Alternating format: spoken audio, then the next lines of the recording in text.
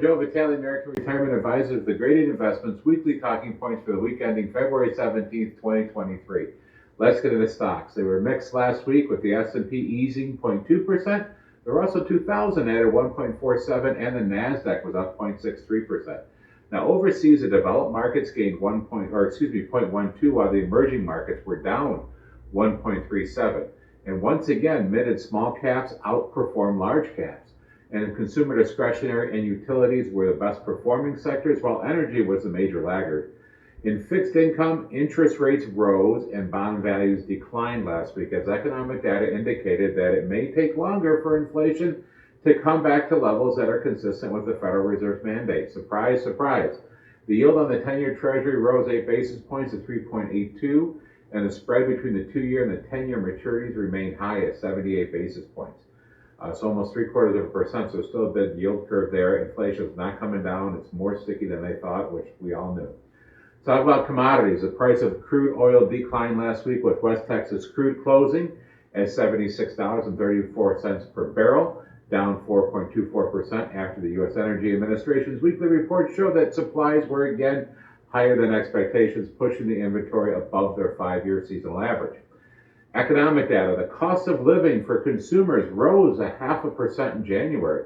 The biggest increase in 3 months, and the consumer inflation rate for December was revised from slightly negative to slightly positive. After omitting food and energy, the core rate of inflation eased 0.4%, slightly above the estimate, and the annual rate of inflation, meanwhile, slowed to 6.4%, while the core rate slowed to 5.6%. Still up there, it's not coming down that much. Producer prices increased 0.7% in January, a faster pace than the prior 2 months and higher than consensus expectations. Now, prices for goods rose 1.2% month over month, 1/3 of which was attributed to gasoline, while the price of services advanced 0.4%. The full-year inflation rate did slow from December to 5.4%. However, this was higher than the anticipated 5% rate. And retail sales rose 3% in January versus December, which was ahead of expectations for a 1.7% increase after falling in each of the prior 2 months. Now, sales for December 2022 through January 23 period were up 6.1%. How about mortgages? The index of mortgage applications declined 57% on a year-over-year basis. Higher rates were the key cause. Of course, you're going from 2.5% to 3% to 6%. So the 30-year rate right now is up to 6.39%, which is up 234 basis points from a year ago. Let's get into some company news now. Analog Devices, which is a G50 holding, reported revenues and earnings that beat consensus expectations, raised guidance for the full year, and management of this global leader of semiconductor manufacturing noted resilient demand in industrial and automotive markets, along with continued momentum in automotive and electrification. Of course, we've been waiting for chips, right? So the market, and that stock is up 8% almost last week.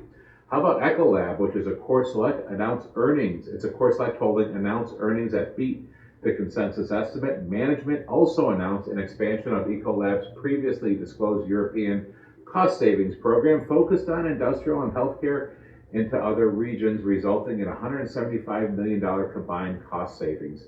Shares rose 11.22% for the week.